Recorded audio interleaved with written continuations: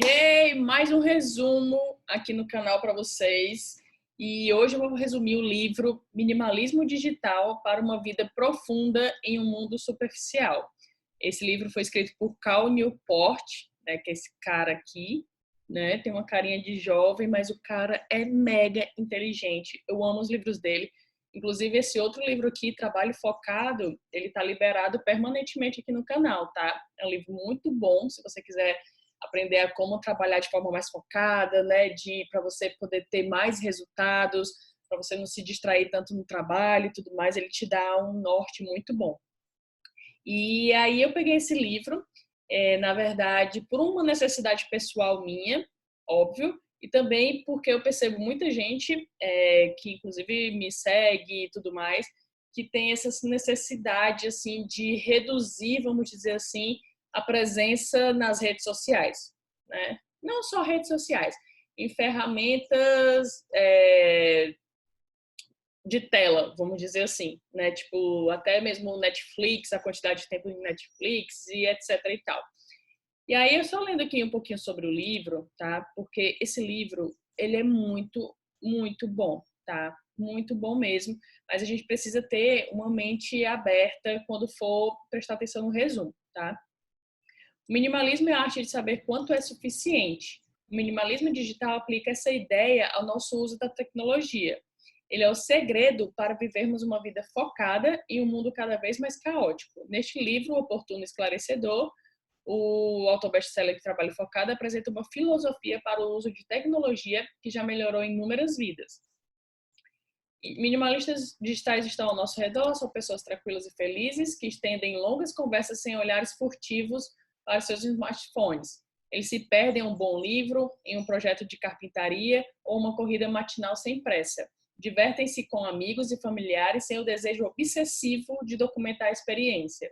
Eles se informam sobre as notícias do dia, mas não se sentem oprimidos por elas. Não experimentam um medo de perder alguma coisa, porque já sabem quais atividades concedem significado à sua vida, às suas vidas e lhes satisfazem. Agora, Newport nomeia esse movimento silencioso e traz um argumento persuasivo para uma urgência em nosso mundo saturado de tecnologia. Dicas advindas do senso comum, como desativar as notificações ou rituais esporádicos, como tirar férias do universo digital, não são suficientes para nos ajudar a retomar o controle de nossas vidas. Então, enfim, você vai ver muitas coisas para poder fazer uma faxina digital, vamos dizer assim, e a gente poder ficar mais leve, ter mais tempo, até você vai ver tempo com a sua família, tempo, enfim, várias coisas, e tudo isso ele fala no livro, tá? Antes de começar, eu quero dar aquele aviso maroto que pode ser que seja a primeira vez você aqui no canal, que é o seguinte: estes resumos ficam disponíveis por apenas uma semana aqui no canal, tá? Ou seja, de segunda até segunda. E depois eles saem do ar. E aí fica só o resumo vigente, né? E por que eu faço isso?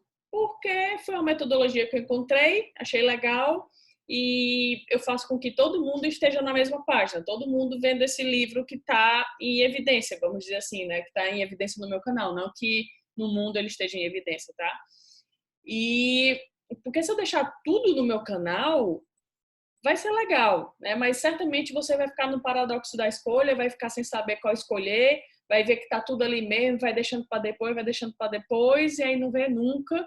E a minha ideia é que toda semana você tem um livro aqui no canal para ver, tá? E aí você define qual dia da semana você vai ver, e aí você vê, sabendo que na próxima semana ele não vai estar mais disponível. Então, você fazendo isso e seguindo essa ideia de estar sempre comigo nos vídeos, você consegue manter uma rotina e me acompanhar vídeo após vídeo, sem ficar com um monte de vídeo acumulado e depois ter que escolher qual ver, tá bom? E outro aviso que eu gosto de deixar, tá? É que estes resumos, eles são completos, tá? Eles não são apenas meus principais insights, tá? O que é que eu quero dizer com isso? Que não é o que eu achei mais legal do livro só, né? É um resumo mesmo, capítulo por capítulo do livro, para você entender o livro como um todo.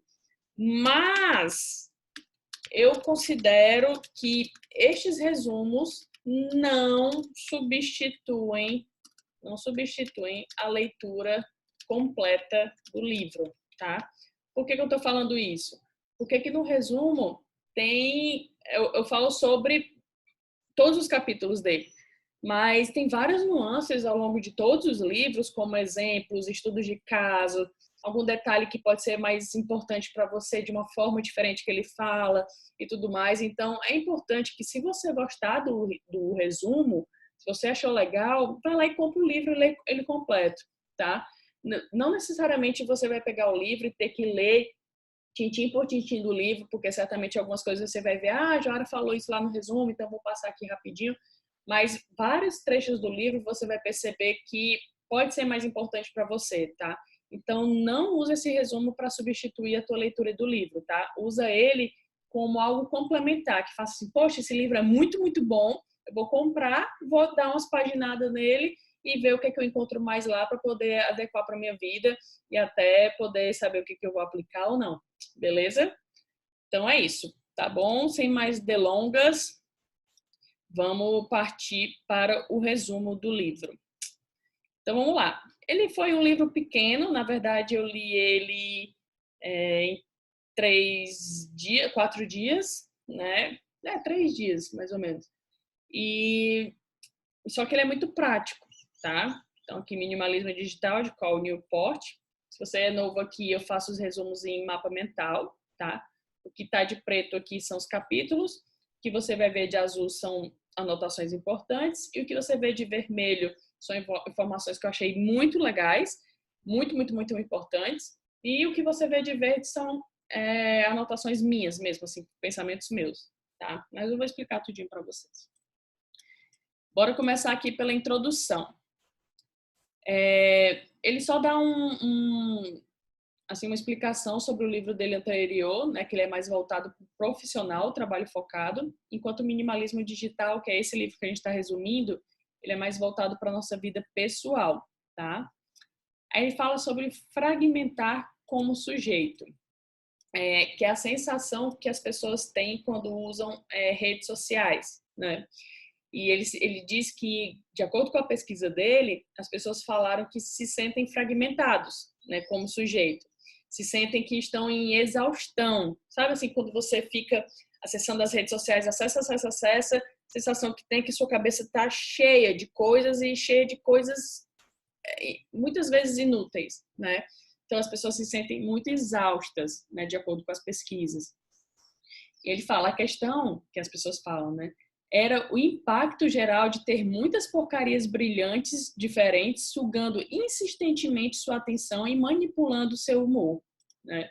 Que aí, fora isso, você sente um sentimento de inadequação.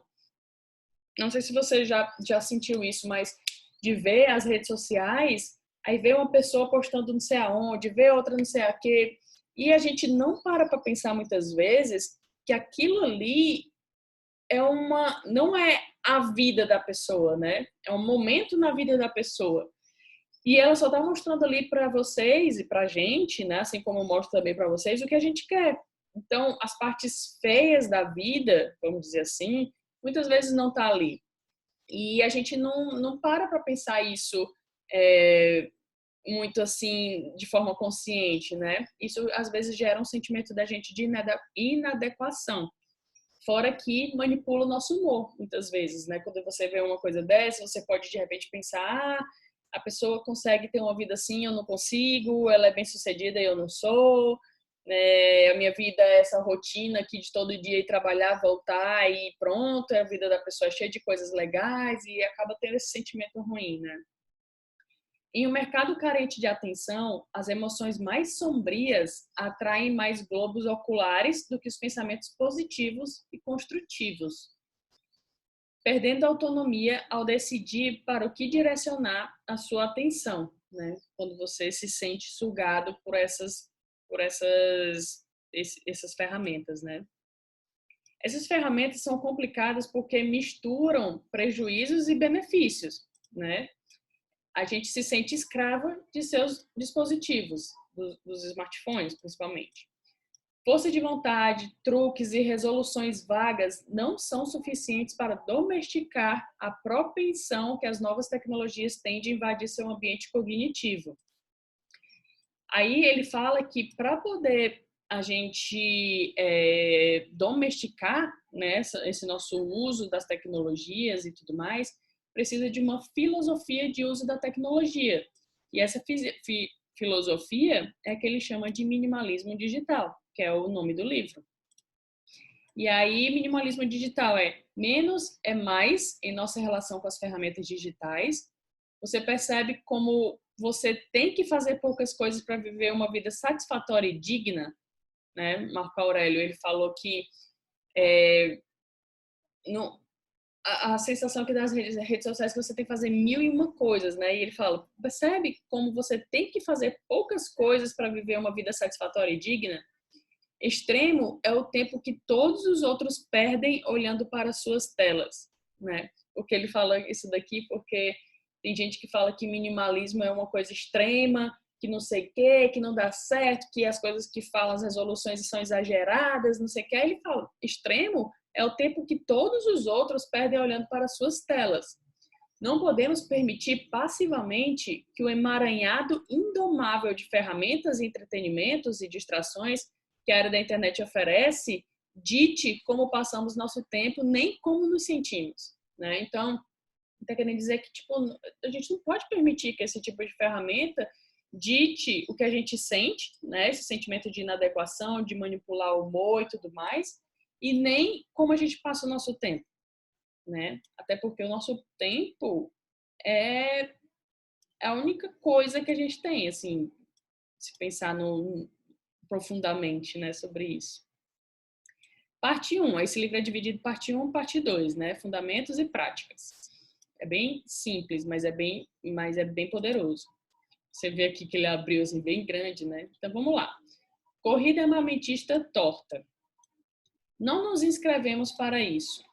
Não optamos pelo mundo digital em que estamos atualmente entrincheirados. A gente tropeçou nele e caiu, né? Tipo, a gente não optou por isso. Ele apareceu e a gente foi meio que engolido, vamos dizer assim.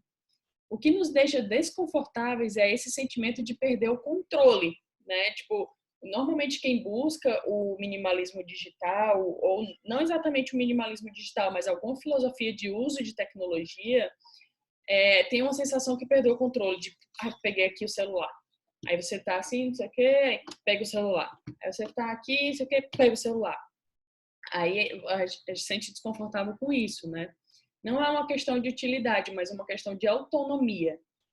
As pessoas não sucumbem às telas porque são preguiçosas, mas porque bilhões de dólares foram investidos para fazer com que isso seja inevitável.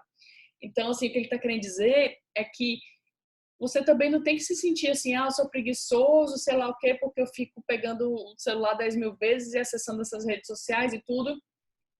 De certa forma, tem uma parcela de culpa, gente, vamos dizer assim, só beber aqui uma água.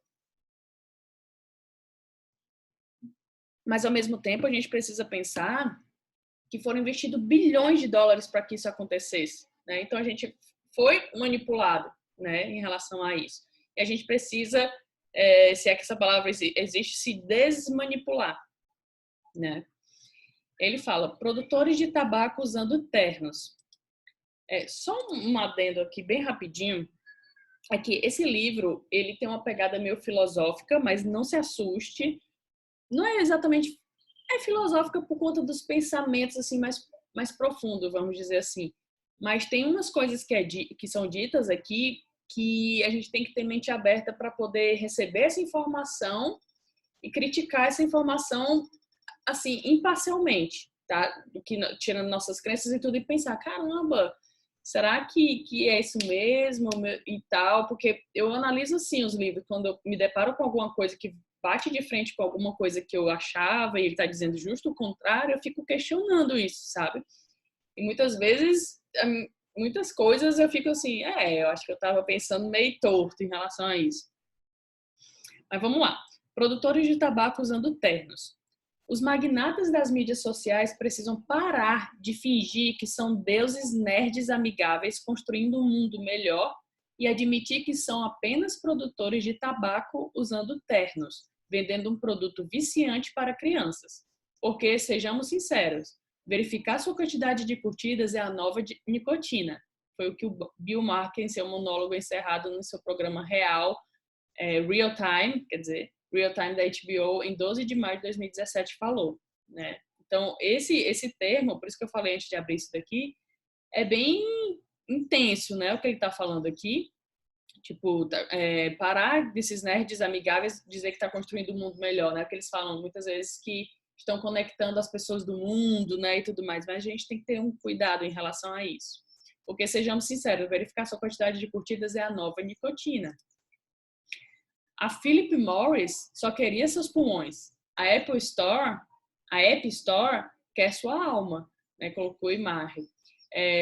Isso daqui é tipo comparando antes as empresas de cigarro, né, que ainda existem, inclusive com a tecnologia atual. Não só a App Store, né? Todas as outras. Aqui foi só uma forma de comparar duas coisas. Um queria os pulmões, os outros querem a alma da gente. E de fato é. A tese de doutorado de Alter, vou falar assim, estuda como as conexões coincidentes entre você e outra pessoa afetam o modo como você se sente em relação a ela, né? Que é justamente o que foi falado aqui, né? Esse sentimento de inadequação. As conexões que você tem afetam você de alguma forma, né? E principalmente em relação a ela. Se descobre ter nascido no mesmo dia que alguém que fez algo horrível, você o odeia ainda mais do que se não tivesse essa informação, né? Ele está dando um exemplo de como uma coisa relacionada a outra pessoa te afeta, né? E de acordo com estudos, isso não é blá, blá, blá, assim, de uma pessoa que colocou isso achando isso, não, são estudos. Então, se descobre ter nascido no mesmo dia que alguém que fez algo horrível, você o odeia mais ainda do que se não tivesse essa informação.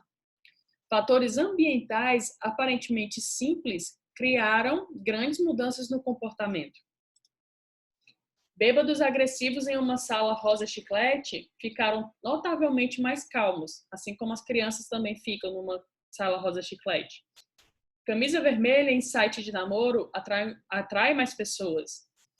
Nome fácil de pronunciar é mais rápido avançará na profissão. Aí aqui tem um adendo meu. Eu vou trocar meu nome, né? Tipo, Joara, vai ser difícil eu avançar na profissão, né? De acordo com isso aqui. Aí eu vou trocar meu nome para Ju. Isso aqui é brincadeira. Mas, né? Posso pensar. Então, ele está dizendo aqui que as conexões e o ambiente e tudo mais alteram o nosso humor, a nossa forma de lidar com as situações. Qual é o maior fator que molda nossas vidas atualmente? Nossas telas. A ciência do vício. O vício é uma condição em que uma pessoa adere ao uso de uma substância ou comportamento cujos efeitos de recompensa proporcionam incentivo contínuo à prática, independentemente dos efeitos colaterais. Isso é um vício para os psicólogos, tá? De acordo com Paul Newport. Então, dependência comportamental como uma patologia diagnosticável. As empresas de tecnologia estimulam o vício comportamental. O reforço positivo intermitente, né, de você ir ver lá as coisas acontecendo, curtida, não sei o quê, e o estímulo da necessidade de aprovação social. Isso é provocar um vício na gente. O reforço intermitente, né? Vamos pegar esses dois itens aqui, sobre o reforço intermitente e depois sobre a necessidade de aprovação social. O reforço intermitente são as recompensas adquiridas imprevisivelmente, que são muito mais atraentes do que as obtidas por um padrão conhecido. Algo a respeito da imprevisibilidade libera mais dopamina. Então, curtidas, aplicativos e sites espalham inúmeras recompensas intermitentes em seu produto, pois é bom para os negócios. As notificações em vermelho, que é uma cor alarmante, né? E aí eles ficam sempre tentando se perguntar como consumir o máximo do seu tempo e da sua atenção, né? Através do reforço intermitente. A necessidade de aprovação social.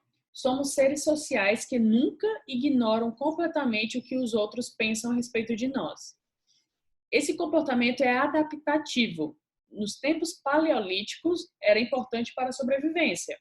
No século XXI, as novas tecnologias sequestraram essa necessidade profunda para criar vícios comportamentais lucrativos.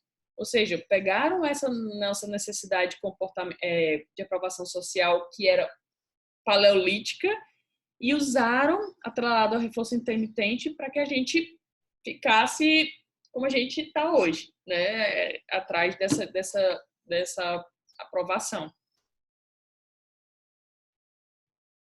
E aí, falta de feedback positivo gera angústia, né? O cérebro paleolítico. E, portanto, desenvolve uma necessidade urgente de monitorar continuamente essa informação vital. Né? Por isso que fica lá toda hora tentando acessar para ver se esse feedback positivo acontece. É um ciclo de feedback e de validação social, exatamente o que um hacker como eu faria, porque explora uma vulnerabilidade da psicologia humana. Né? Então, teoricamente não. Na prática, a gente estão explorando uma vulnerabilidade nossa, né? Da nossa psicologia. Corrida armamentista torta, né? Continuando aqui o capítulo. As tecnologias que invadem nossas mentes espreitam e atacam com precisão cada vez maior as vulnerabilidades arraigadas em nossos cérebros, enquanto ainda acreditamos ingenuinamente que estamos apenas lidando com presentes divertidos ofertados pelos deuses nerds. Isso aqui é interessante, né?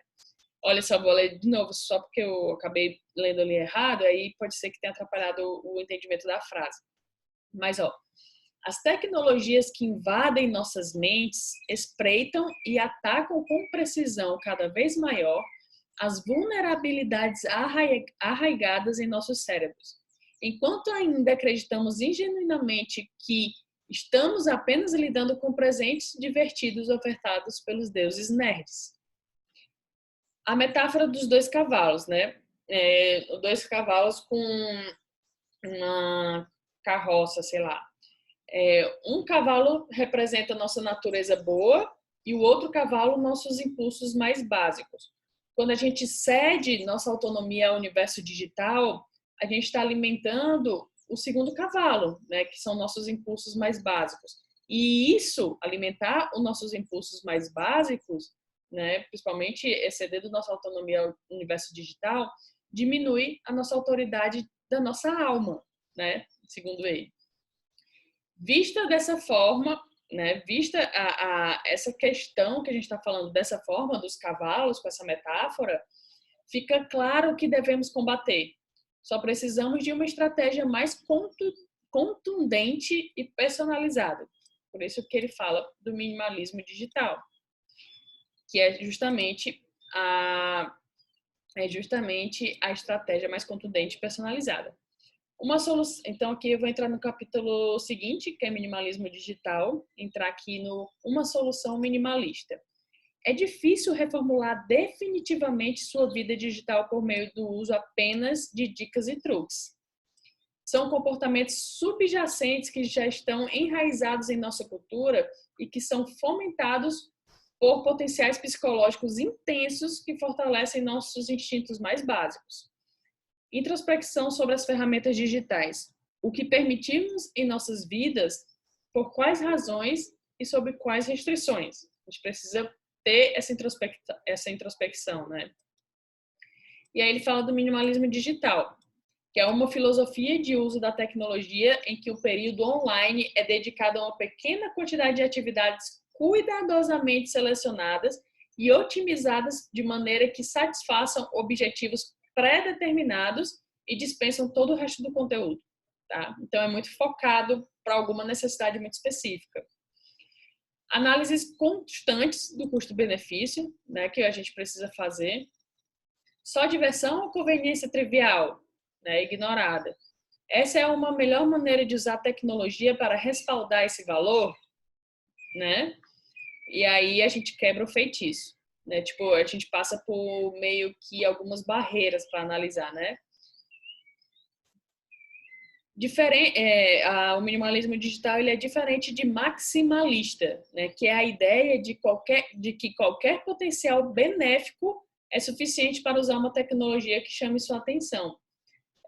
Porque existe o minimalismo e existe o maximalismo, né? O maximalismo fala que se um aplicativo, sei lá, uma ferramenta, qualquer coisa, te dá um mínimo benefício que seja e que chame sua atenção, então é legal utilizar, porque certamente vai te ajudar. E o minimalismo digital é justo o contrário. Tipo, tem que ter algum benefício muito claro e que realmente vá satisfazer algum objetivo seu. Então, é conformidade com seus valores, né? O minimalismo digital, ele está em conformidade com seus valores, e o maximalista, ele está mais voltado em maximizar a conveniência, né? Não se preocupam em perder pequenas coisas, os minimalistas digitais. O que os preocupa é abrir mão de coisas que eles já sabem que tornam a sua vida melhor, né? Aí ele dá um exemplo, por exemplo, de um dos seus estudados, vamos dizer assim, que é o exemplo do Tyler, que ele saiu das redes sociais, tudo e tal, mas ele disse que sair das redes sociais foi um gesto simbólico que reforçou seu novo compromisso com a filosofia minimalista, trabalhando em função de seus valores fundamentais ao retomar as rédeas de sua vida. Vou beber uma água. Então, você vai ver que ele vai dar aqui bem na prática sobre como você pode fazer isso, né? Sobre como ser um minimalista digital. E aqui o Tyler é uma das pessoas que fizeram esse teste, né? Antes do livro ser publicado e tal. Ele falou que meio que foi um gesto simbólico para ele analisar essas questões, né? De valores fundamentais e tudo. Então é interessante, assim, parece uma pegada meio zen, assim, meio longe da nossa realidade, mas não é, gente, é bem interessante. Os princípios do minimalismo digital. Primeiro princípio, a bagunça custa caro. Muitos dispositivos, aplicativos e serviços desviam nosso tempo e atenção. Um argumento para o primeiro princípio, né? A nova economia de Throw, eu não sei como é que fala, com certeza esse nome aqui deve ser francês e eu tô pronunciando errado, tá? Porque deve ser alguma coisa, não sei, mas com certeza eu tô falando errado. Mas, enfim, eu sou péssima para nomes, você já deve ter percebido. Quem me acompanha aqui há alguns resumos vê que quando eu leio um nome eu sou péssima, mas eu vou consertar isso um dia, vai dar certo. Então vamos lá. Ele foi para uma cabana com um machado para viver deliberadamente, mas também estava elaborando uma nova teoria da economia que tentava trazer à tona os efeitos desumanizantes da industrialização, que mais pode ser menos. Ele foi para uma cabana, né, para viver deliberadamente, para fazer alguns testes, ver como é que era e tudo mais. E aí a fantástica ideia de transferir as unidades monetárias para tempo é a principal novidade da nova economia, né? Tipo, deixa eu explicar isso aqui para vocês direito, né? Isso daqui foi quando ele estava justamente elaborando uma nova teoria da economia, né? Que é a nova economia. O custo de algo é a parcela do que eu considero como vida que deve ser sacrificada, classificada. Embolei tudo. O custo de algo é a parcela do que eu considero como vida que deve ser sacrificada para obtê-lo, imediatamente ou em longo prazo, né? Ou seja, calcular o quanto de vida trocamos pelas várias atividades a que dedicamos nosso tempo. Na maioria das vezes, o custo cumulativo das coisas desnecessárias que nos confundem ultrapassa os pequenos benefícios que proporcionariam individualmente. Então, só para deixar claro aqui sobre essa nova economia, né? Não sei se vocês entenderam sobre isso daqui, a teoria econômica padrão foca os resultados monetários. Tipo assim, como é que eu posso explicar? Tipo, quanto você ganha por ano? 100 mil, vamos supor. Ganha 100 mil por ano. Isso é focar no resultado monetário. Ok, agora você ganha 100 mil por ano e trabalha quantas horas você dedica quanto tempo para isso? Aí vamos supor que a pessoa responda um valor absurdo, assim, que seja, tipo, praticamente dar o seu sangue ali, que você não faz mais nada e tudo, né? Isso é a nova economia. Você está calculando quanto de vida você troca para fazer aquela atividade. É diferente de, por exemplo, eu ganho 100 mil por ano, mas eu trabalho 4 horas por dia só. E o outro fala, eu ganho 100 mil por ano, mas eu trabalho 10 horas por dia. A diferença é gritante, né? Então, a nova economia é justamente, como ele fala, é o custo de algo do que eu considero como vida que deve ser sacrificada para obtê-lo. Então, para eu obter 100 mil reais por ano, eu preciso sacrificar da minha vida 10 horas por dia, entendeu? Isso vale a pena? E aí, quando a gente passa isso para as redes sociais, a gente pensa, pô, para eu ter esse retorno das redes sociais, eu estou sacrificando. Você vai ver aí na frente que quem nasceu, acho que de 95 para cá, se eu não me engano, os jovens, né, eles têm uma média de uso de mais de 8 horas por dia no celular, no smartphone. É incrível, é muito, gente. É um expediente todo no smartphone. Então, se a gente for pensar, né, essa troca, pô, eu estou dando 8 horas do meu dia para isso. Será que isso é bom mesmo? Né? Então, aí ele fala, uma cortina agradável realmente vale uma parte da sua vida? Tipo assim, se você, ao invés de pensar, aí aqui entra mais um pensamento assim, você olha pro isso aqui, por exemplo, né, uma squeeze dessa. Poderia ser uma cortina, poderia ser sei lá, qualquer coisa, trocar por essa cortina, né? Uma squeeze realmente vale uma parte da sua vida? Essa squeeze aqui de, sei lá, vamos chutar aí, 60 reais, ela vale uma parte da sua vida? Porque para eu comprar essa squeeze de 60 reais, vamos supor que eu tenho que trabalhar, falando um valor aleatório, assim, vamos supor, eu tenho que trabalhar 3 horas para conseguir essa squeeze, comprar. Vale a pena eu gastar 3 horas para comprar essa squeeze, né? Se a gente pensar assim, as coisas começam a ficar meio assim, poxa, para comprar tal coisa eu tenho que trabalhar 10 horas. Vale a pena eu trabalhar 10 horas para poder comprar aquilo? Entendeu? Só beber água. Entrar no Twitter pode proporcionar uma nova conexão interessante ou expor você a uma ideia que ainda não conhecia. Tais lucros são bons e que tanto mais recebe, melhor, teoricamente, né? A nova economia exige que você compare esse lucro com os custos em termos de vida, né? Então, você está pagando com a sua vida, né, para estar ali. Cara, sério.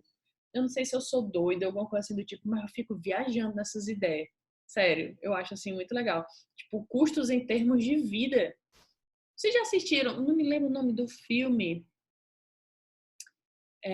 Não me lembro o nome do filme. Que eles tinham tempo aqui, ó, e eles pagavam as coisas com tempo, e quando trabalhavam, o pagamento, o recebimento deles não era em dinheiro, era em tempo. E a moeda de troca, de compra e tudo mais é tempo. Cara, eu achei aquilo a realidade pura da gente. Tipo, a gente troca coisas por tempo, né? Entendeu? É incrível pensar assim, né? Será que tal coisa vale a pena ter o tempo? Tipo, a pessoa ia comprar um refrigerante, tinha que dar 2 horas do seu tempo. Vamos supor, imagina se fosse assim, ao invés da gente pagar em dinheiro, a gente pagasse em tempo. Tipo assim, vamos supor que a gente tenha na vida 80 mil horas para viver. Aí você vai comprar um refrigerante, você paga 2 horas do seu tempo. É assim, né? Lógico que não está diminuindo o nosso tempo de vida, mas a gente está deixando de fazer outra coisa para poder pagar aquilo, entendeu? Enfim, minhas coisas. Quanto de seu tempo e atenção deve ser sacrificado pela ligeira vantagem de obter conexões esporádicas e novas ideias obtidas através da sua presença constante no Twitter, ou no Facebook, ou no Instagram, ou em qualquer outra coisa? Você acaba esmagado e sufocado. Segundo princípio, a otimização é importante. Optar por uma tecnologia para respaldar seus valores e como utilizarão a tecnologia. Um argumento para o segundo princípio, né, a curva de retorno. A lei dos retornos decrescentes, né, que é o limite natural. Por mais que invista mais, tem cada vez menos benefícios extras. Existe essa lei, né, acho que na economia, se não me engano, da lei dos retornos decrescentes. Chega num limite natural, você pode até investir mais, mas tem menos benefício extra, né? Otimizar a forma como usamos a tecnologia é tão importante quanto escolhermos quais tecnologias usar. Concentrar a energia investida para melhorar o valor que retornam às nossas vidas através de uma melhor seleção de ferramentas. Isso vai aumentar também a quantidade de valor que o processo retorna. Exemplo, ler notícias, né? Monitorar links no feed, encontrar, ou seja, você criar um sisteminha, né?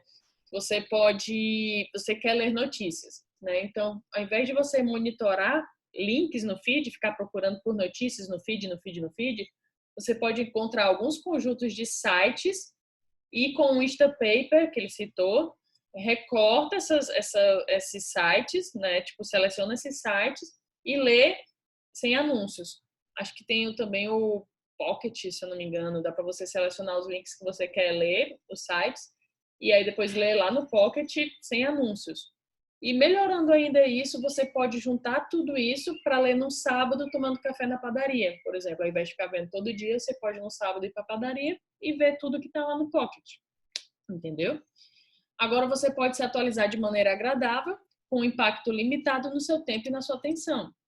Contudo, de acordo com a lei dos retornos decrescentes, você está se aproximando do limite natural. E quando chegar, dificultará o aprimoramento desse processo, tá? A maioria das pessoas investe pouca energia nesses tipos de otimização, né? Particularmente, eu amo, sabe, fazer isso. Quais tecnologias adotar e como usá-las, né? Quer pensar sobre isso, é um tipo de otimização, né? Então, por exemplo, muita Netflix. Você pode, por exemplo, ver quando estiver com alguém, só quando estiver com alguém, para transformar uma atividade de isolamento em uma atividade social. Redes sociais. Você pode apagar do celular, que não vai perder nenhum benefício, porque ainda pode acessar no computador. Mas ao remover, elimina a alternativa de navegar em suas contas como resposta automática ao tédio, né? Não sei se é contigo, de às vezes estar ali no tédio, aí olhar no celular. Aí, tá com o tédio, pega o celular, né? Quando você tira as redes sociais, você elimina essa parte. 2 razões para tão poucas pessoas adotarem o viés da otimização. Uma é que a maior parte da tecnologia é relativamente nova, né? E os grandes conglomerados, fundamentos na economia da atenção, que introduziram muitas dessas novas tecnologias, não querem que a gente pense em otimização.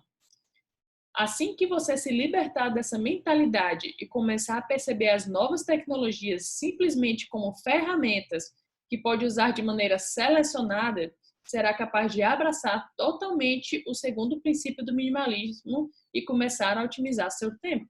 Então, você encarar que é mais uma tecnologia que é uma ferramenta, né? Não que você tem que perder sua autonomia. Terceiro princípio, a consciência gera satisfação. Conscientes em relação a como usam as novas tecnologias. Um argumento para o terceiro princípio, né? As lições do jeito Amish. Isso aqui é engraçado. Quem conhece a cultura Amish, tem até programa, não lembro se é no Discovery Home and Health, que fala sobre isso, do Amish.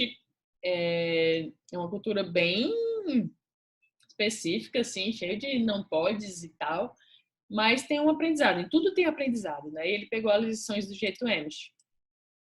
Eles não são como o nosso senso comum acredita, estão congelados no tempo. Não estão. A vida do Amish pode ser qualquer coisa, menos antitecnológica. O que eles fazem, afinal? É uma tática Amish, vamos dizer assim. Partem do que mais valorizam e então raciocinam no sentido contrário para questionar se determinada tecnologia realmente colabora em função de seus valores, né? Isso vai ser útil ou prejudicial, né? Reforçará a nossa vida em conjunto, como comunidade, ou irá enfraquecê-la de alguma forma?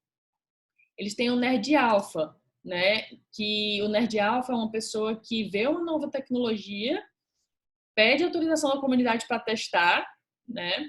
Toda a comunidade observa esse teste de forma crítica Depois eles analisam o impacto para decidir, analisam isso, se vai ser útil, prejudicial, se vai reforçar a vida deles em conjunto ou se vai enfraquecer.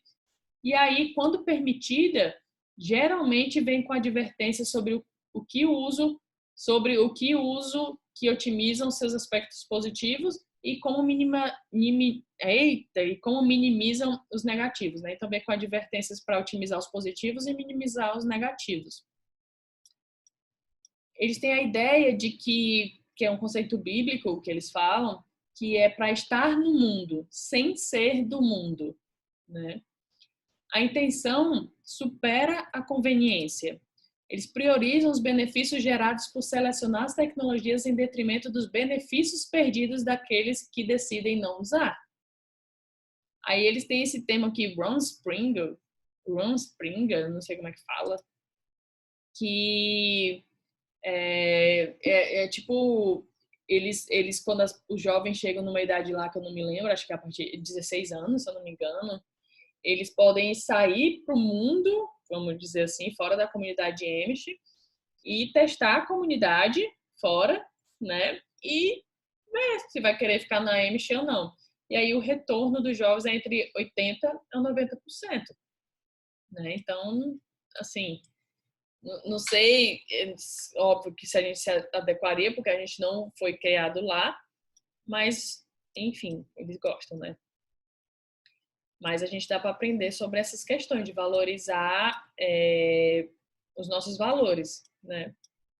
Abordar as decisões intencionalmente pode ser mais importante do que o impacto das próprias decisões. A percepção da importância de agir conscientemente. O próprio ato de selecionar suas ferramentas lhe trará satisfação, né? Você vai se sentir com autonomia e com decisão. Muito mais do que perderá com as ferramentas de que abriu mão, tá? Nova perspectiva, né? Velho conselho. Terceirizar essa autonomia para um conglomerado da economia da atenção, como faz quando inconscientemente se inscreve em qualquer novo serviço que surge do Vale do Silício, é o contrário de liberdade e provavelmente prejudicará a sua individualidade. Tá? E aí vamos para a parte prática, assim, sobre a faxina digital. Tornando-se minimalista, rapidamente. Então, você precisa ir aos poucos, pela minha experiência, não funciona. Tá? Tem muita gente que fala, você tem que ir devagarzinho, aos poucos vai tirando e tal. Não, ele recomenda uma transformação rápida. Realizando a faxina digital. Primeiro, separe um período de 30 dias para fazer uma pausa das tecnologias opcionais em sua vida. 2. Durante esse intervalo de 30 dias, explore e redescubra atividades e comportamentos que você considera satisfatórios e significativos. 3. No final, reintroduza tecnologias opcionais em sua vida, começando do zero. Determine a utilidade de cada tecnologia que reintroduzir e como especificamente a usará para maximizar sua funcionalidade. Então, vamos aqui para o item 1. Separe um período de 30 dias para fazer uma pausa das tecnologias opcionais em sua vida. Definir quais tecnologias se enquadram nessa categoria opcional. Falo de tecnologias que objetivam o entretenimento, informação ou conexão, não micro-ondas, rádio, etc. Né? Depois, decida quais são suficientemente opcionais para que se afaste completamente delas pelos 30 dias do processo. Tática. Tudo é opcional, a menos que sua remoção temporária prejudique ou perturbe significativamente o cotidiano de sua vida profissional ou pessoal. Então, o que ele está dizendo assim considere que tudo é opcional. E aí, a partir daí, só separe do que não é opcional o que vai perturbar significativamente o cotidiano de sua vida profissional ou pessoal. Tá? Não confunda conveniente com crucial. Tá? Use procedimentos operacionais ao considerar uma tecnologia que é amplamente opcional. Então, vamos supor que você considere ficar com o Instagram. Então, você tem que criar procedimentos operacionais especificando como e quando você usa. Isso aqui tem que estar, mas isso aqui é exceção, tá? Não pode colocar tudo como com uma tecnologia opcional que você precisa usar. Faça uma lista de tecnologias proibidas e procedimentos operacionais relevantes e coloque em algum lugar visível, tá? Então, faça uma lista de tecnologias proibidas. Então, você não vai acessar durante esses 30 dias Instagram, Facebook, sei lá, Netflix, não sei o quê, não sei o quê, não sei o quê, não sei o quê. E aí, do lado, você pode colocar os procedimentos operacionais, especificar como e quando você vai usar. Tipo assim, Netflix, eu vou usar quando eu estiver com alguém, não sozinha e tudo mais e tal, tá? Durante esse intervalo de 30 dias, explore e redescubra atividades e comportamentos que você considera satisfatórios e significativos. Você precisa seguir sua lista, essa lista aqui por 30 dias. Você vai sentir um desconforto, né? Mas ele deve desaparecer depois de 1 ou 2 semanas. Essa experiência de desintoxicação é importante porque o ajudará a tomar decisões mais inteligentes no final da faxina, quando reintroduzir algumas dessas tecnologias opcionais em sua vida. Se não tiver essa pausa, a atração viciante das tecnologias influenciará suas decisões. Tá? Então tem que fazer a pausa. O objetivo não é apenas desintoxicação, não é só fazer uma pausa, mas desencadear uma transformação permanente em sua vida digital, tá? Porque tem muita gente que ele falou que achava que era só um período de desintoxicação, e depois passava os 30 dias e instalava tudo de novo. Mas não é isso. É um momento para você se transformar, refletir, entender se aquilo ali realmente precisa, né? Tente redescobrir o que é importante para você e do que gosta, fora desse mundo digital. Descobrir isso antes de reintroduzir a tecnologia é crucial, né? Você tem que descobrir o que você gosta além do mundo digital. Reduzir a distração fácil sem o preencher pode tornar a vida desagradável. Ele está dizendo assim, na hora que você tirar Instagram, sei lá, e tudo, vai certamente criar um certo vazio. E aí o que ele está falando é que você precisa descobrir o que você gosta desse mundo digital antes de reintroduzir essa tecnologia de novo. Então, durante esse período de 30 dias, você encontrar isso, né? Porque você precisa preencher esse espaço, porque senão vai ser um processo desagradável, tá? 3. No final, reintroduza as tecnologias opcionais em sua vida, começando do zero. Determine a utilidade de cada tecnologia que reintroduzir e como especificamente a usará para maximizar a sua funcionalidade. Não é reintroduzir todas as tecnologias, e sim somente as que passarem por seus rígidos padrões minimalistas.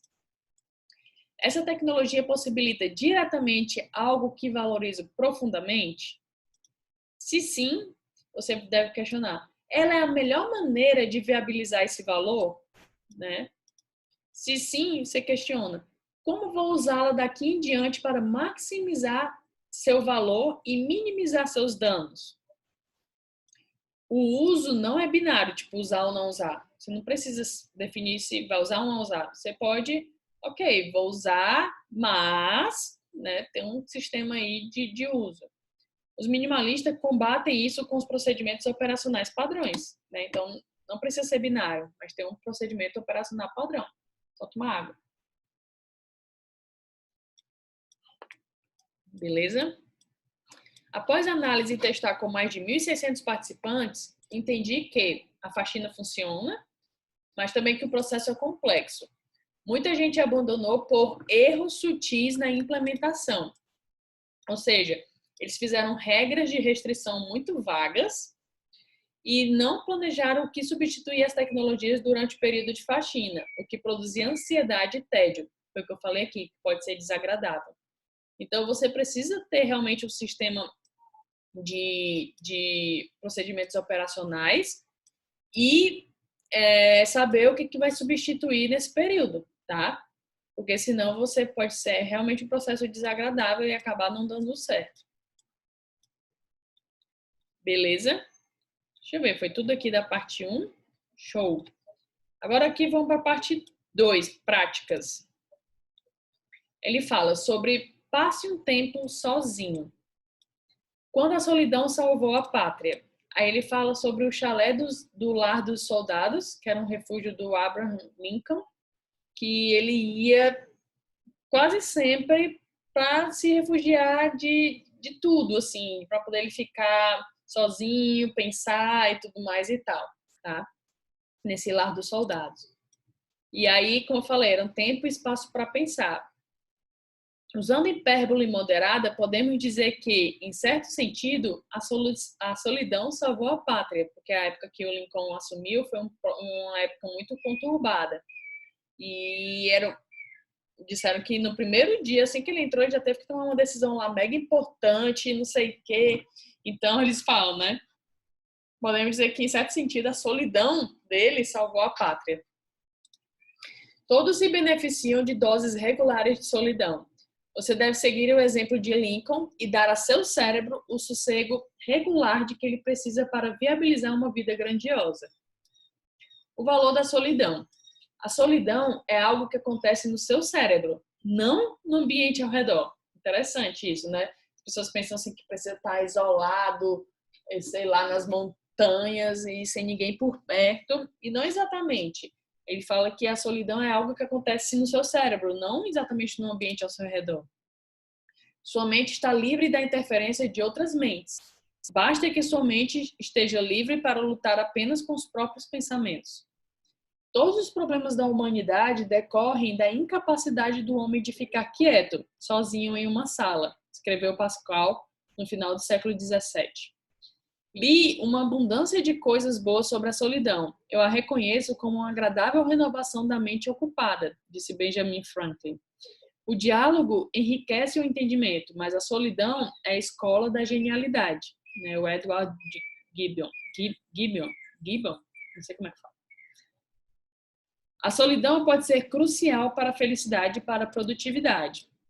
Essa libertação foi negada às mulheres, né? Tipo, meio que as mulheres, na época, por ter uma sociedade patriarcal, elas não tinham muito aproveitar essa solidão, né? Porque tinha mil coisas para fazer, tinha que fazer comida, tinha que cuidar dos filhos, tinha que isso aqui. Não podia uma mulher naquela época se dar o luxo, vamos dizer assim, de sair para pensar e ficar só, né? Aí ele fala: em nosso tempo, agora, uma opressão similar é cada vez mais auto-infligida pela nossa preferência por distrações na tela digital. 3 benefícios cruciais da solidão: novas ideias, entendimento do eu e proximidade com os outros. O que pode ser paradoxo, né? Porque a gente está falando de solidão e proximidade com os outros. Mas ele explica. A solidão, ela reforça sua apreciação por conexões interpessoais quando elas ocorrem, e doses regulares de solidão misturada com o nosso modo de sociabilidade padrão são necessários para o desenvolvimento como ser humano. Tá? Privação da solidão. O iPod ofereceu a possibilidade de se distrair continuamente de sua própria mente. Então, para todo canto que você vai, o iPod te distrai com as músicas. Aí eu vou ter até um pensamento assim: não sei se concordo muito com isso, visto que muitas vezes me sinto em solidão ao escutar as minhas músicas, refletindo ainda sobre isso, né? Ainda estou pensando sobre essa questão do iPod, tipo, a música, mesmo as músicas que eu escuto que são muitas vezes só melodia, elas então também me tiram da solidão. Aí eu fiquei questionando, mas, por exemplo, se a gente vai para um canto como o Lincoln, que foi para uma casa, ele fala que era cheio de passarinhos, não sei o que, são sons também, são outros tipos de som, mas são sons. Então, né, eu fiquei, será que, porque, né, a gente também tem que pensar sobre o que o autor está falando. Eu fiquei pensando, será que né, dependendo dessa afirmação, ela realmente, enfim, eu estou pensando aí. A chegada de smartphones modernos conectados à internet atingiu todo o potencial, né? Ele é onipresente agora, que é a gente ficar toda hora dando aquela olhadinha, né? Ao menor sinal de tédio, você agora pode olhar para inúmeros aplicativos ou sites adaptados para dispositivos móveis, otimizados para fornecer uma dose imediata e satisfatória de opiniões de outras mentes. Agora é possível banir completamente a solidão de sua vida. Aí tem a subestimação do irresistível. Walter achava que olhava para a tela cerca de 10 vezes por dia e no máximo de 1 hora. Mas depois de um mês foi analisar os resultados e viu que eram 40 vezes por dia e 3 horas. Né? Há milhões de usuários de smartphone que não têm noção ou não se importam o suficiente para acompanhar seu uso. Conceito: um estado em que você praticamente não tem tempo para ficar sozinha com seus pensamentos, isento de opiniões alheias, né, que é a privação da solidão. Se você sofre de privação crônica de solidão, sua qualidade de vida declina, tá? Jovens nascidos a partir de 1995 ficam conectados cerca de 9 horas por dia, em média, e isso é verdade, eu já vi. Padrão dos problemas, normalmente ansiedade, que é algo que costumava ser relativamente raro antigamente. E aí eles chamam essa galera de Igen, acho que talvez venha do Instagram, né? A taxa de depressão e suicídio dispararam. Grande parte disso se deve ao aumento maciço dos transtornos de ansiedade. Perderam a capacidade de processar e compreender suas emoções, refletir sobre quem são e o que realmente importa.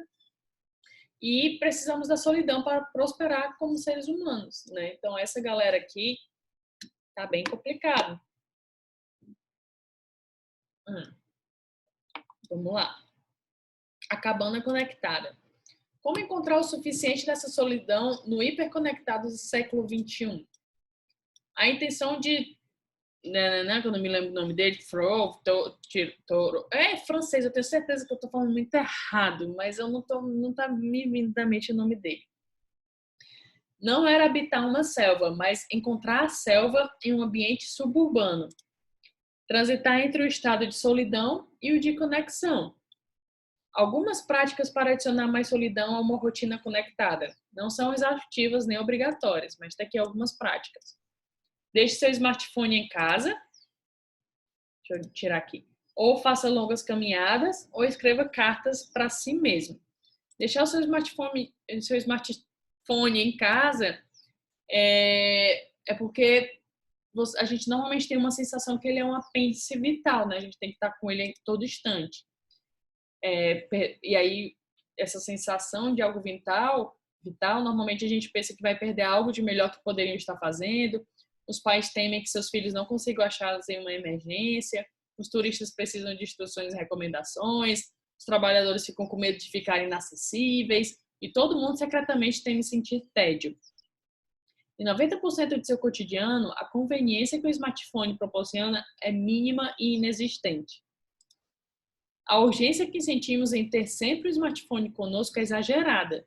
Viver permanentemente sem esses dispositivos seria desnecessariamente irritante, mas passar regularmente algumas horas longe deles lhe dá um certo descanso.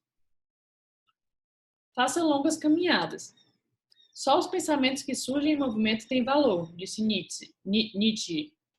É uma fonte fantástica de solidão fazer longas caminhadas. O objetivo não é para se exercitar, tá? É tentar progredir em um problema profissional, é refletir sobre aspectos particulares da sua vida que acha que precisa de mais atenção, é um passeio de gratidão, de você agradecer as coisas da sua vida.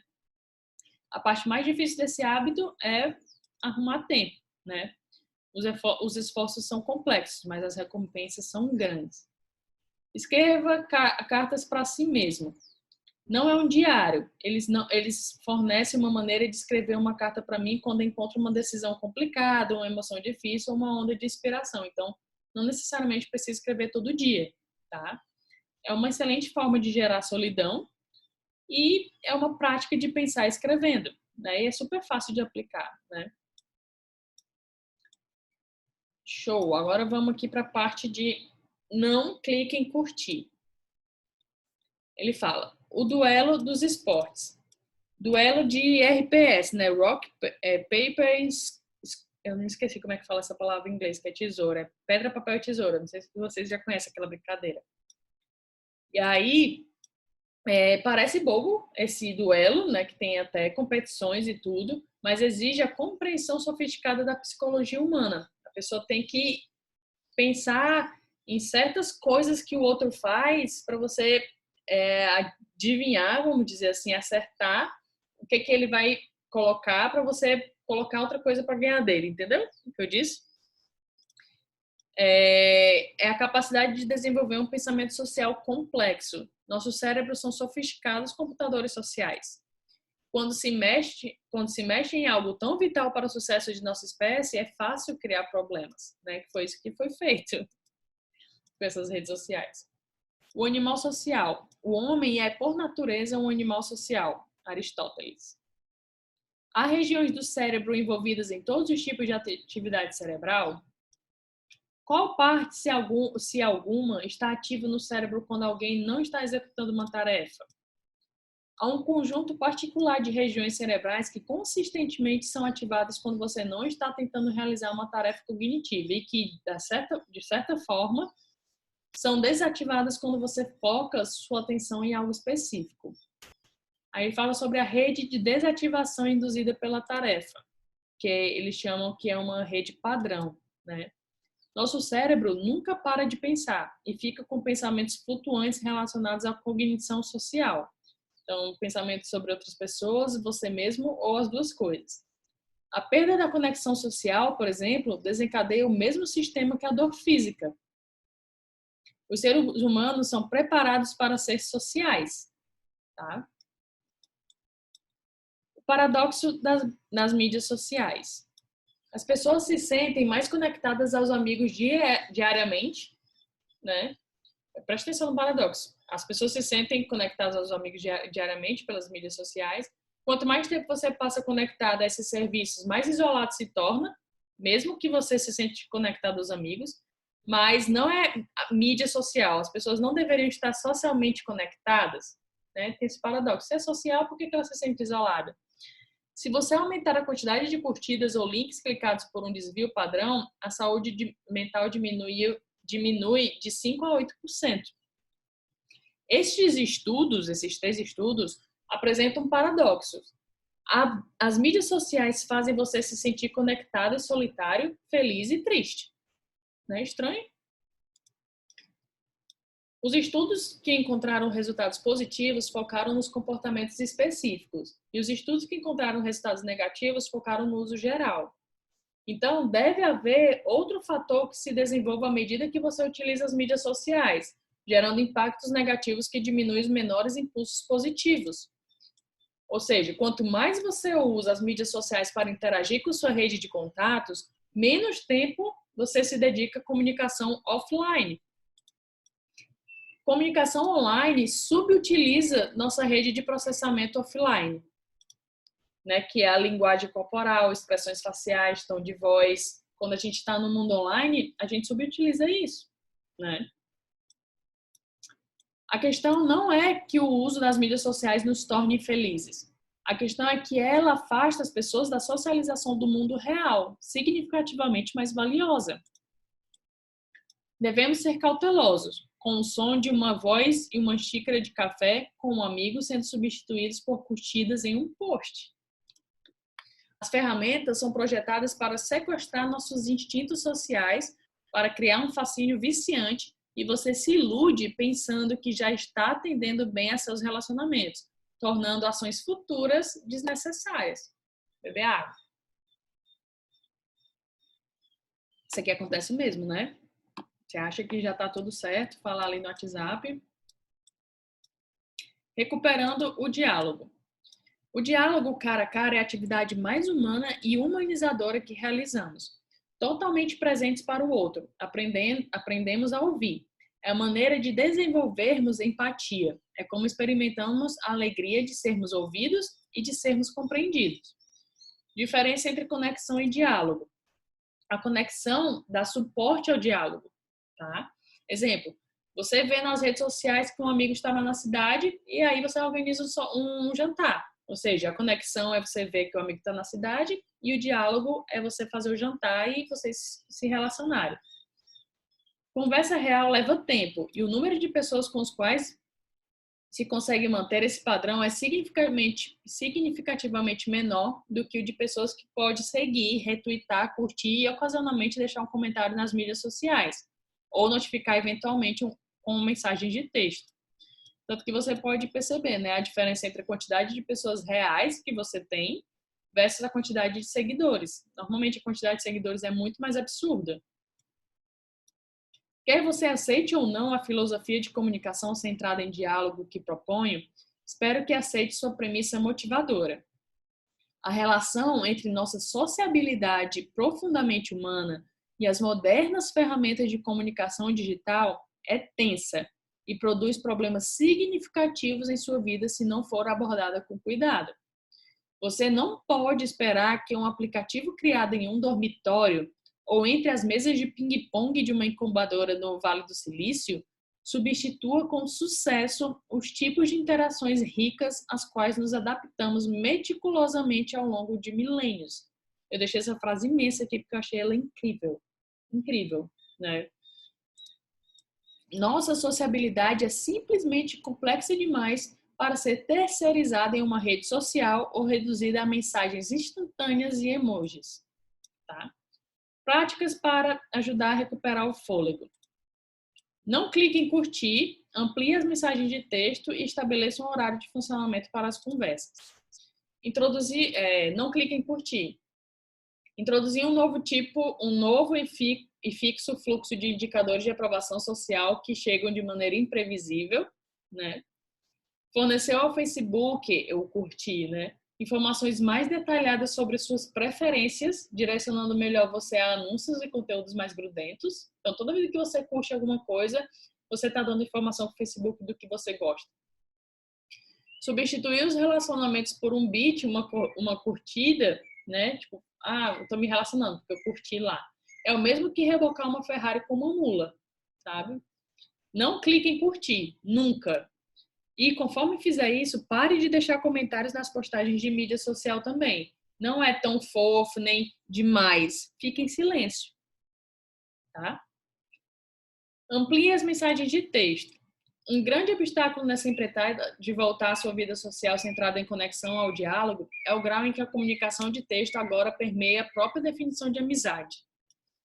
Sensação de que para ser amigo significa estar de plantão online. Não sei se você já tem essa sensação, mas eu vejo assim algumas pessoas que a amizade é aquela que você manda mensagem de 3 horas da manhã, a pessoa responde. Se não responder, fulano não deu atenção. Quanto mais envia, menos necessário considerará uma conversa real. E perversamente, quando você interage cara a cara, sua compulsão de continuar verificando outras interações em seu smartphone diminuirá o valor de sua experiência. Deixe seu smartphone no modo não perturbe. Ajuste uma lista favorita para receber somente deles as ligações, tem como fazer isso quando fizer no modo não perturbe. Pode definir um horário em que o iPhone ou o Android, ou sei lá, entre automaticamente nesse modo. Isso faz com que reduza a sua ansiedade, já que não vai chegar notificações. E desestimula e desincentiva seus amigos e familiares a investirem mais tempo em um envolvimento menos significativo, né? Porque você não vai estar ali sempre presente. Se sentirão mais motivados a preencher o vazio de outra forma. Estabeleça um horário de funcionamento para a conversa. Ele cita a regra das 5h30, eu achei massa essa regra, que é um horário de funcionamento para a conversa. Diz que tem um cara que ele fala que ele, a partir de 5h30, ele sai do trabalho, pega um trânsito danado para casa, que é 5h30, e é o horário que ele criou para conversas. Então, normalmente, quando alguém liga para ele, ele está ocupado, né? Aí ele fala assim, fulano, gostaria muito de falar com você, saber como é que você está. Me liga qualquer dia que você quiser, às 5h30. Ele fez tanto isso que criou, assim, as pessoas passaram a entender, né? Então, é uma regra que você pode criar. Eu achei massa, estou bem pensando em fazer algo do tipo. Uma variação disso.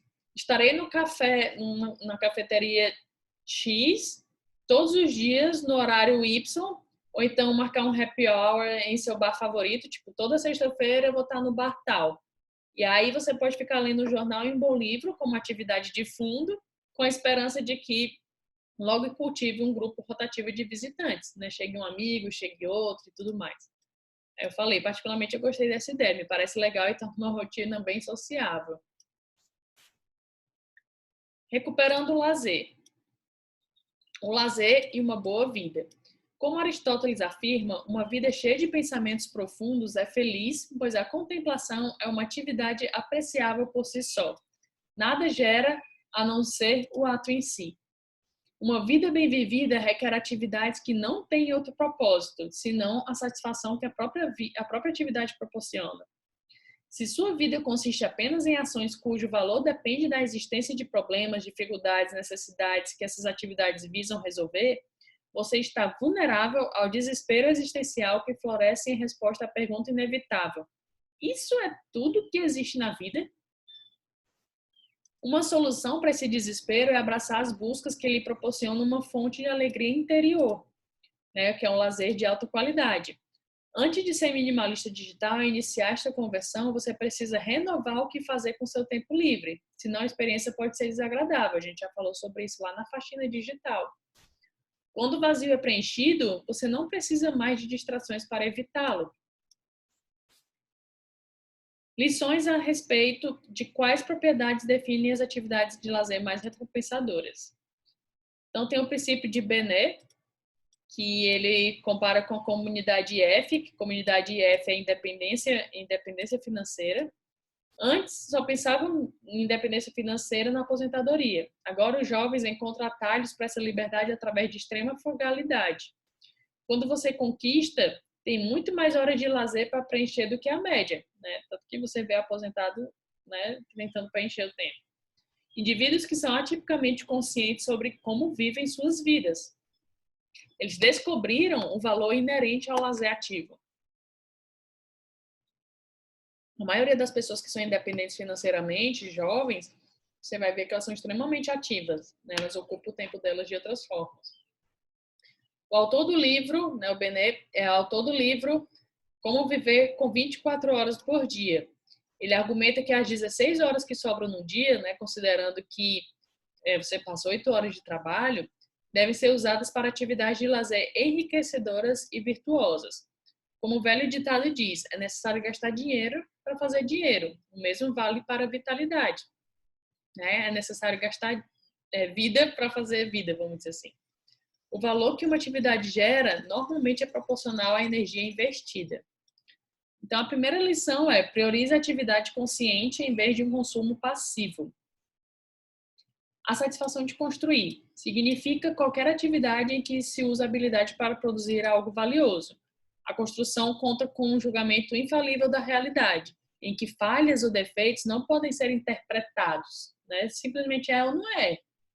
A construção permite escapar dessa superficialidade e para um restaurante badalado, postar a foto e esperar curtidas, né? Isso aqui é uma construção superficial e proporciona uma fonte mais profunda de orgulho, né? Tipo, você, sei lá, criar uma mesa de cabeceira, né? Alguma coisa assim do tipo.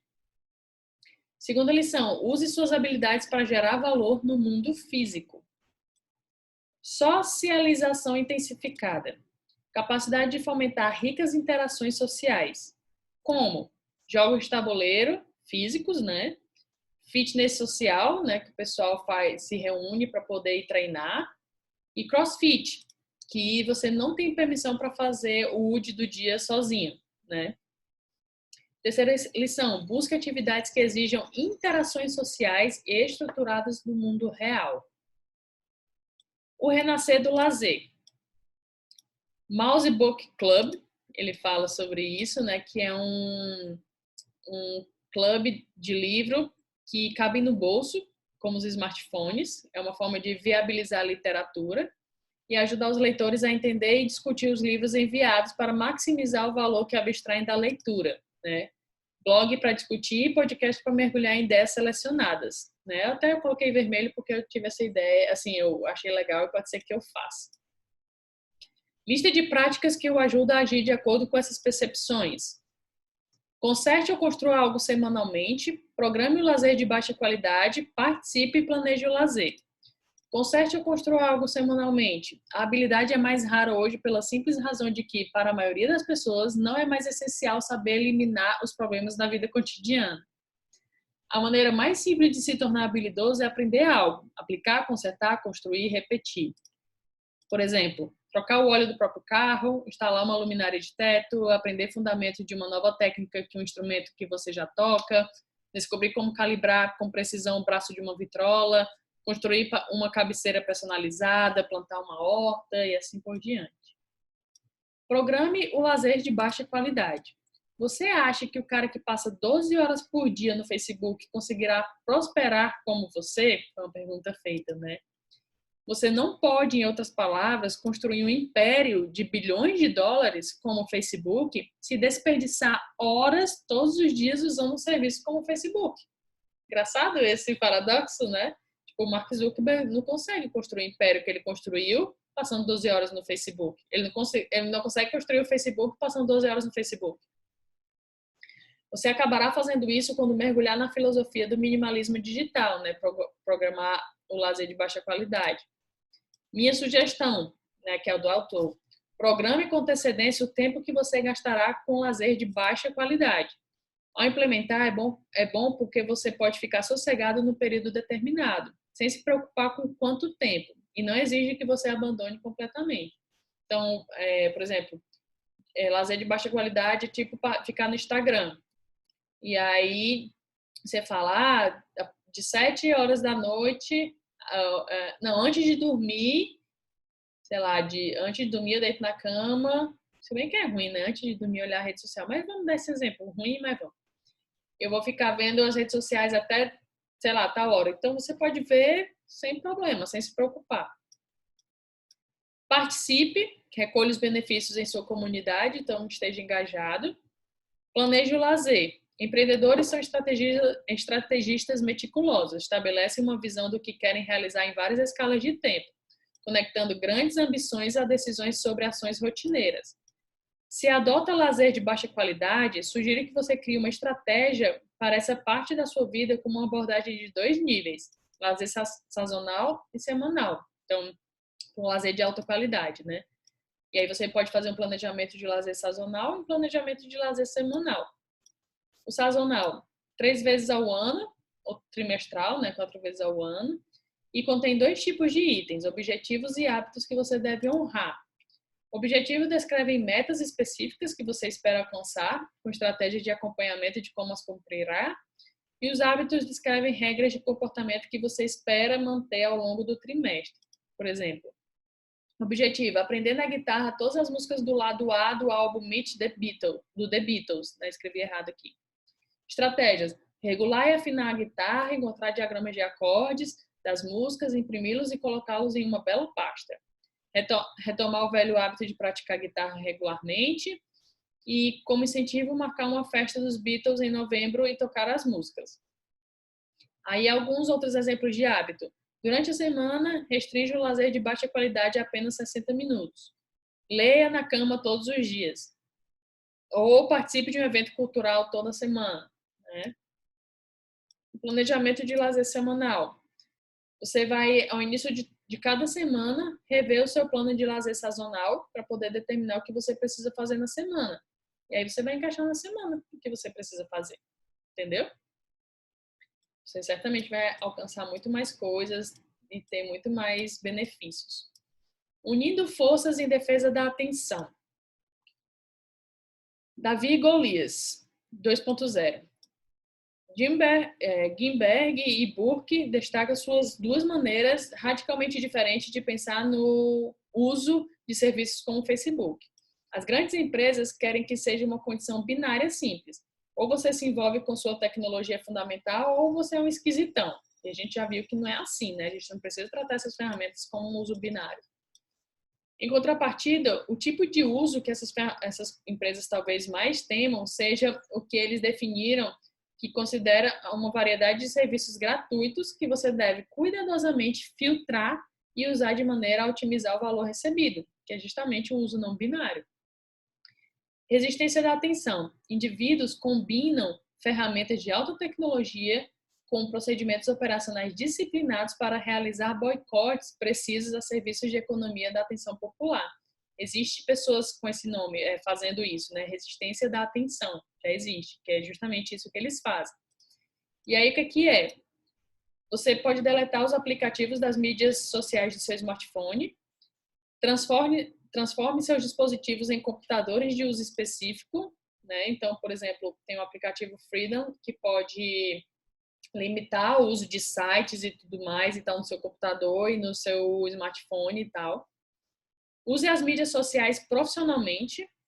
Abrace a mídia lenta, né? Ou seja, ele comparou o slow food com o fast food, né? Tem o slow food e tem o fast food. Tem a mídia louca e tem a mídia lenta, que é uma dieta informacional baixa, né? Conceito popularizado pelo Tim Ferriss. E eu até falei sobre isso no resumo do livro Trabalho 4 horas por semana, né? Da gente não ficar tão desesperado por notícias e tal. Ele dá alguns exemplos de como fazer isso, né? A dieta informacional. E abandone o smartphone. Tem essa possibilidade também. Beleza? Acho que foi aqui tudo dessa parte 2. E aí depois ele conclui. Deixa eu ver só se tá. Deixa eu só diminuir aqui as coisas para ver se eu falei tudinho. Eu não quero perder nada aqui com vocês. Ele ficou bem espalhado aqui a fazer. Falei. Unindo forças em defesa da atenção. Show. Massa. Então, por fim, é só a conclusão, que é o seguinte, eu destaquei aqui uma coisa que ele falou que eu achei mega interessante. Na minha experiência, o segredo para o sucesso sustentado por essa filosofia é aceitar que ela, na verdade, não trata da tecnologia, mas da sua qualidade de vida, né? Ou seja, ao invés de você pensar que está tratando da tecnologia, na verdade, você tem que pensar que você está cuidando da sua vida, da sua qualidade de vida, né? E uma das coisas que eu mais pensei quando eu quis ler esse livro, né, é justamente sobre isso, sobre a qualidade de vida, das questões pessoais. Assim, eu já me peguei várias vezes em um jantar interessante com pessoas legais e eu pegar meu celular para ver alguma coisa e eu estava me sentindo exausta com isso. Tipo, eu não me sentia feliz fazendo aquilo, entendeu? E eu queria parar com isso. Então, já estou começando a implementar essas coisas do livro, porque também ler e não fazer nada não adianta. Então, já estou fazendo a faxina digital, já comecei a colocar alguns aplicativos como opcionais, e aí não usar durante esses 30 dias, né, e descobrir novas coisas. E eu estava realmente sentindo essa necessidade, e caso você também esteja, eu dou aqui a minha recomendação de fazer isso. O Cal Newport é um cara muito, muito inteligente, tudo dele é embasado em pesquisas, experimentos e tal. E é isso. Espero que você tenha gostado e até o próximo resumo. Valeu, tchau, tchau.